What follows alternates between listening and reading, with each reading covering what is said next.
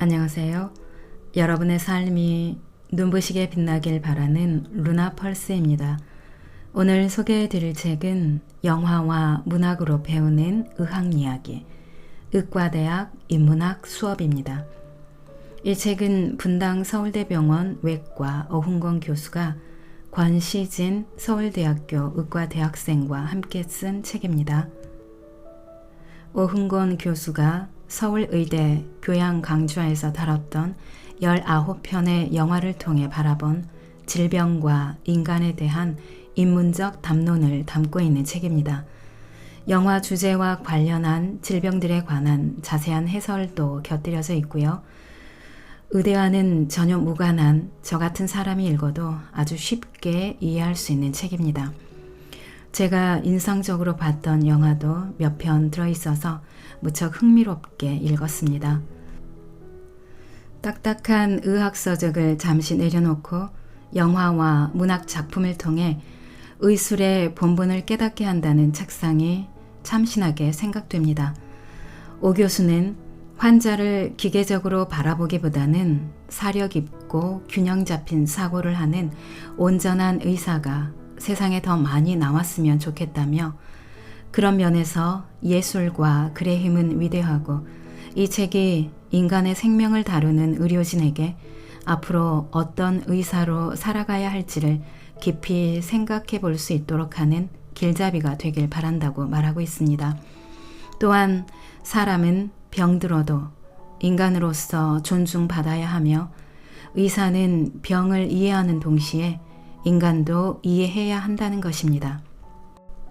이 책의 첫 번째로 등장하는 영화 언노운 걸을 통해서는 유럽 난민 사태와 보건체계를 바라보고 사랑의 기적, 스틸 앨리스 영화로는 치매와 자살에 대한 주제를 그리고 밀리언 달러 베이비 영화를 통해서는 안락사와 존엄사가 어떠한 가치를 가지는지에 대해 이야기하고 있습니다. 그리고 우리나라 영화로는 8월의 크리스마스, 화장, 1987도 있네요. 총 19편의 이야기 중에서 오늘은 2편을 골라 낭독해 드리겠습니다. 오늘도 책과 함께 편안하고 따스한 시간 되시기 바랍니다. 로빈 윌리엄스 주연의 영화 패치 아담스에 관한 이야기입니다. 빨간 코를 붙인 피에로 의사. 몸이 아파 병원에 가면 만나게 되는 의사 선생님. 흰 가운, 근엄한 표정, 알 수 없는 단어로 써내려가는 진료 차트. 당신이 환자라면 담당 의사는 어떤 사람이길 바라는가. 문득 얼마 전 방영되었던 슬기로운 의사생활에 나오는 5명의 의사 모습이 떠오른다. 각기 너무나도 다른 개성을 가진 친구들이지만 그들에겐 공통점이 있다. 인간에 대한 배려와 공감을 바탕으로 환자를 최우선으로 생각하며 환자의 입장에서 진료한다는 점이다. 시간에 쫓겨 밥 먹는 시간도 없는 수간호사를 위해 퇴근도 하지 않고 병실에 남은 일을 대신해 주겠다는 의사. 보기에는 싸가지 없어 보이지만 급하게 수술을 받아야 하는 아버지를 대신해 몰래 딸의 결혼식에 찾아가 인사하고 친구들의 아픔을 가장 먼저 마음 쓰는 의사. 이미 죽은 태아를 출산하는 산모를 위하여 들을 수 없는 태아 울음소리에 트라우마가 생기지 않도록 음악 소리를 높여주는 의사. 자신의 월급까지 털어 어려운 환자들을 돕고 환자의 상태를 돌아가며 물어보는 가족의 똑같은 질문에도 싫은 내색 없이 몇 번이고 답변을 해주는 의사. 드라마에서나 가능해 보이는 이러한 의사를 우리가 원하고 있다면 너무 지나친 욕심일까? 피에로처럼 빨간 코를 붙인 의사가 있다. 그의 이름은 패치 아담스다. 사실 그는 의사가 아닌 의대생이다. 심지어 아직 병원에서 가운을 입고 진료를 할 수 있는 연차도 아니다. 그는 왜 이런 우스꽝스러운 모습을 하고 아동 병실에 있는 것일까? 패치의 모습을 보고 병실에 있던 어린이 환자들이 하나둘씩 관심을 갖기 시작한다. 이윽고 조용했던 병실은 아이들의 웃음소리로 가득 찬다. 덕분에 몰래 병원에 온 것을 의대 교수님에게 들키게 되었지만 패치는 개의치 않는다. 영화 패치 아담스의 주인공 패치는 영화 전반에 걸쳐 특이한 모습을 보여준다. 모르는 사람들에게 안녕이라고 인사를 건네는가 하면 정육업자들의 모임에 나가 연설을 하는 등 평범하지 않은 행동을 보인다. 하지만 사실 패치에게 이 모든 것은 환자와의 만남을 준비하는 과정이다. 그는 항상 환자들을 웃게 만들어주고 싶어 한다. 패치는 환자의 즐거움을 위해 자신이 망가짐에도 주저함이 없다. 이런 패치의 모습은 남녀노소 할 것 없이 모든 환자가 그에게 마음을 열도록 해준다. 패치는 의료계의 전통을 개의치 않고 환자와의 인간적인 관계 형성을 중시하면서 환자의 마음부터 치유하기 위해 자신의 방식대로 진료를 해나간다. 또한 가난한 환자들을 돕고자 직접 무료 진료소를 차리기도 한다. 환자들의 행복을 최우선으로 생각하는 패치이지만 그가 항상 행복한 시절을 보냈던 것은 아니다. 그는 심한 우울증으로 삶의 방향을 잃고 방황하다 자살 시도 끝에 정신병원에 자진하여 수용된 경력이 있다. 그는 그곳에서 동료 환자들을 도우면서 자신의 병이 치유됨을 느끼고 삶의 새로운 희망을 찾는다. 정신병원에서 퇴원한 패치는 마음의 상처까지 치유하는 진정한 의사가 되겠다는 꿈을 안고 의과대학에 입학한다. 그러나 의료계의 전통을 중시하는 학과장 월컷은 돌출 행동을 하는 패치를 탐탁지 않게 여긴다. 더욱이 자격 없이 무료 진료소에서 환자를 치료한 것은 불법 행위라는 구실을 삼아 퇴학 처분을 내린다.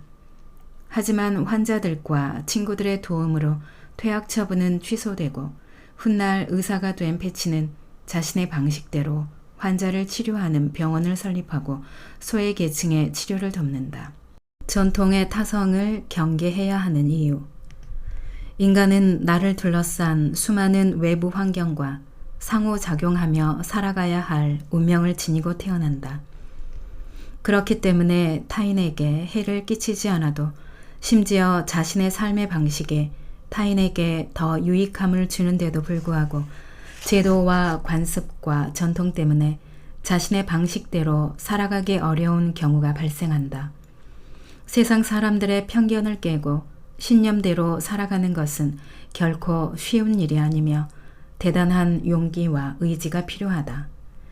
의료계는 전통을 중시하는 보수적인 것이다. 그것은 권위적이라거나 기득권을 보존하려는 시도라기보다는 생명을 다루는 것이라는 특수성이 만들어낸 어찌 보면 당연한 현상일 수 있다.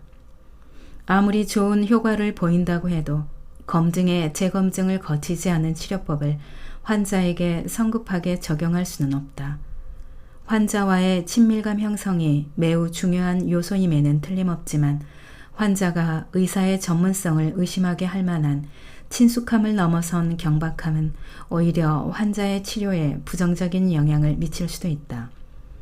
전통은 사회 구성원들의 자율적인 사고와 합의를 통해 자연스럽게 정착된 도덕적 규범의 하나이다. 따라서 전통은 해당 사회의 구성원이 어떻게 행동해야 하는지 그 방향성을 제시해주는 긍정적인 역할을 한다. 하지만 자신과 자신이 속한 집단의 기득권을 유지하기 위해 시대에 맞지 않는 전통에 집착하는 것은 오히려 새로운 사고에 제약을 가하며 전체 사회에 불이익을 가져다주는 행위이다.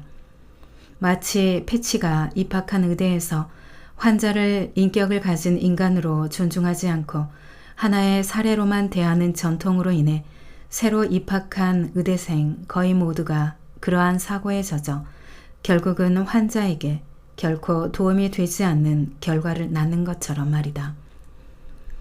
환자의 삶의 질을 높여주는 의사. 영화 패치 아담스는 미국의 의사이자 코미디언인 헌터 도어티 아담스의 생애를 영화한 것이다.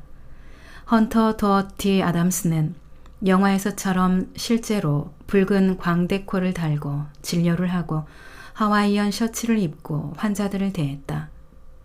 격이 없이 환자를 대하면서 환자의 마음을 우선 열어 치료하려 한 그의 행동에 치료를 거부하던 환자가 다시 치료를 시작하는 등 환자들이 변하기 시작했다.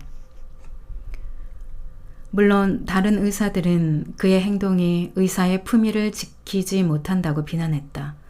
하지만 헌터 아담스는 환자의 안위와 인격보다는 의사 집단의 체면을 더 중시하는 그들을 권위의식만 내세우는 속물로 취급해버린다. 그리고 의사는 단순히 의술을 시행하는 사람이 아니다. 의사는 무엇보다 환자의 삶의 질을 높여주는 존재가 되어야 한다라고 역설한다. 그가 버지니아에 설립하여 소외계층에게 무료 치료를 제공하는 겐준트 하이트 병원의 미션은 다음과 같다. 모든 치료요법은 다 환영한다. 모든 환자를 친구로서 대한다. 건강 서비스는 무료이다. 건강관리 및 치료는 웃음요법과 불가분의 관계가 있다. 의사의 건강과 환자의 건강은 동등하게 취급한다. 개인의 건강은 가족, 공동체, 전체 사회, 자연 환경과 동일시된다. 헌터 도어티 아담스의 특별한 모습은 의사가 갖추어야 할 자질에 대해 다시 한번 생각하게 해준다. 의사는 환자의 질병을 정확히 파악할 수 있는 진단 능력을 갖추어야 한다. 응급 환자의 경우에는 빠르고 정확한 판단력과 순발력이 요구된다. 시술을 해야 하는 직업이기에 손재주와 함께 세심함과 꼼꼼함도 필요하다. 장시간의 수술일 경우에는 강인한 인내력도 갖추어야 한다.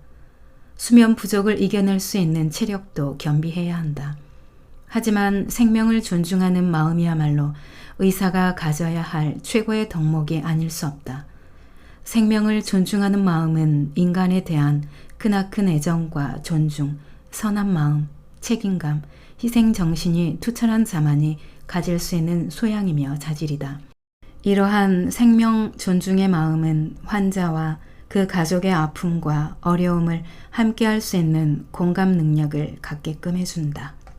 바로 이어서는 영화 속 의학 이야기 해서 돌이킬 수 없는 선택이라는 제목으로 자살과 우울증에 관한 의학적인 풀이가 3페이지에 걸쳐서 써있네요.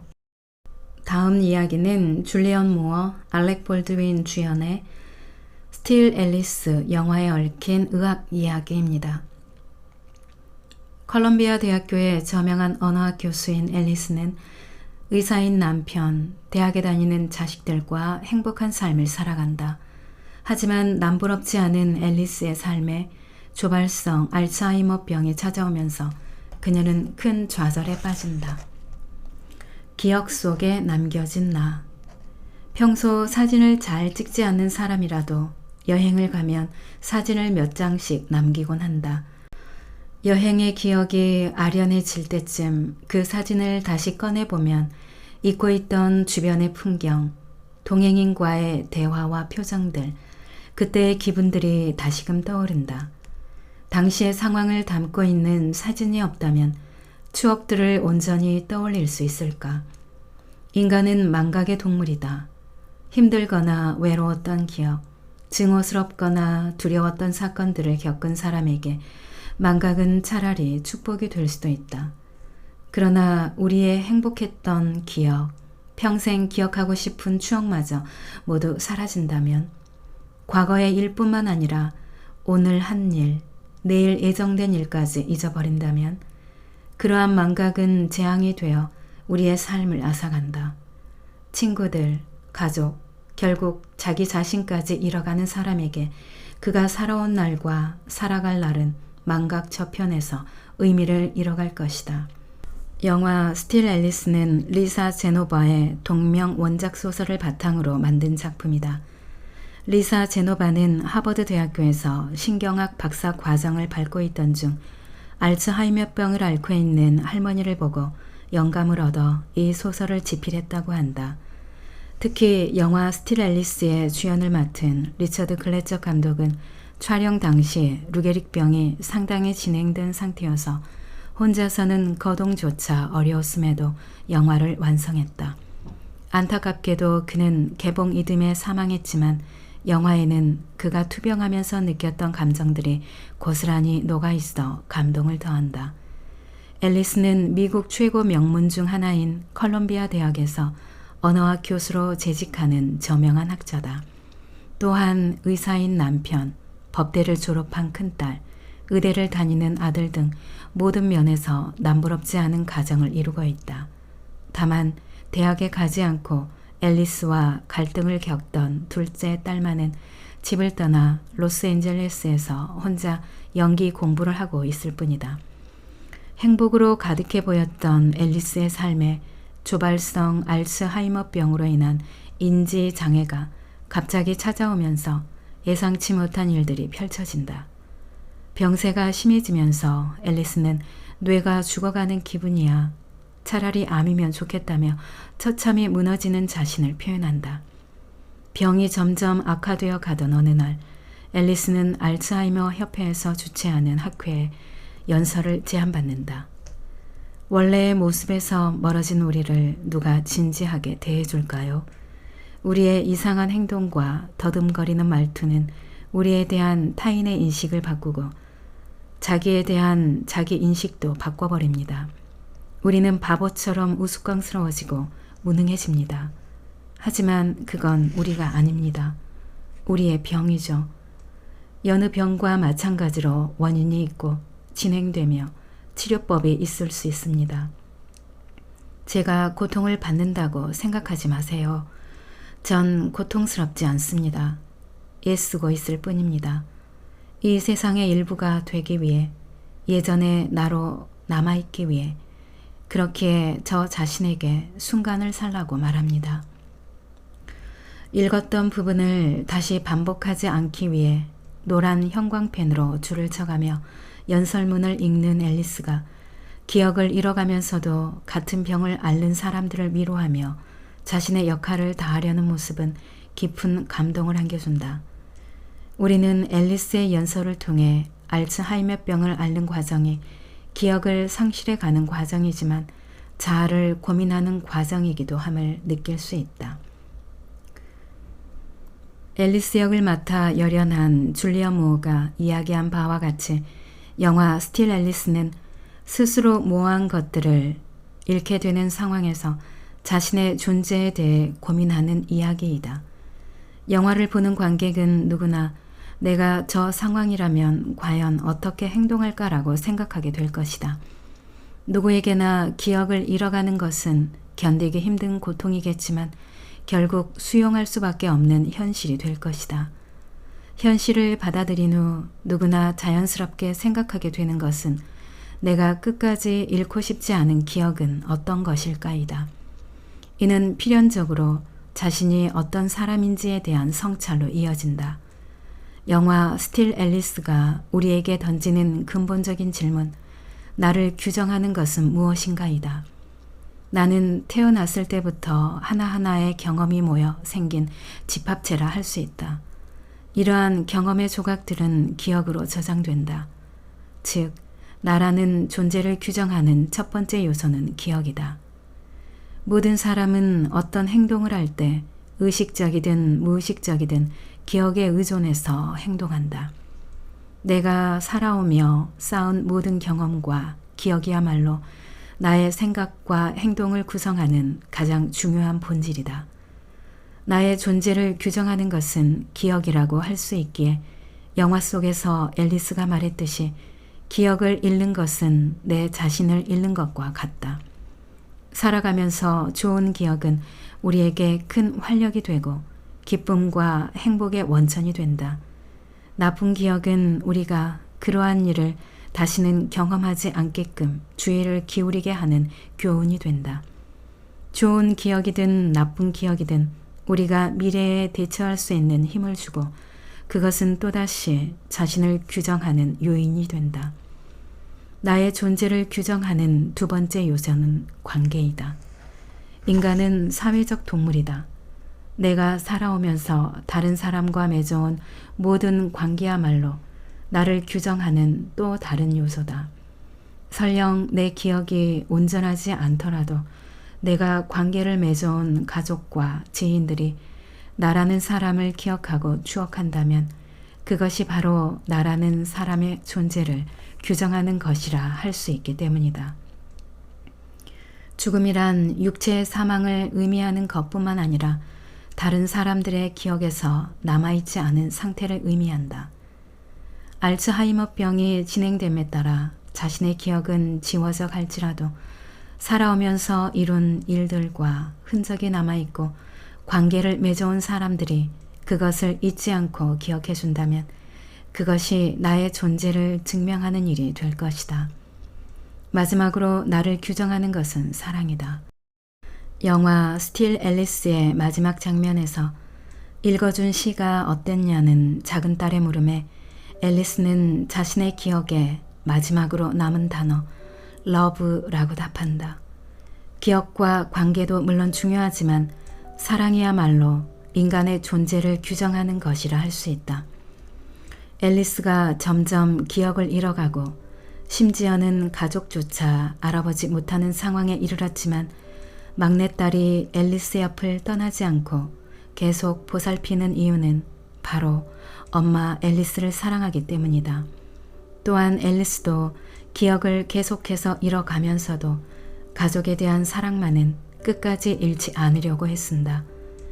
이렇듯 사랑은 인간 존재의 의미를 규정하는 중요한 요소이다. 영화 스틸 앨리스는 우리에게 알츠하이머라는 질병과 알츠하이머를 앓고 있는 환자와 그 가족이 처한 상황을 생각해보고 이해의 폭을 넓힐 수 있게 해주는 영화다. 비록 기억을 잃어가고 있다 해도 앨리스는 그녀의 소중한 인생을 기억하는 많은 사람에게 특별한 존재로 남아있다. 앨리스는 그들이 기억하는 그 모습으로 남아있고 영화의 제목이 말하듯 여전히 그들의 앨리스이다.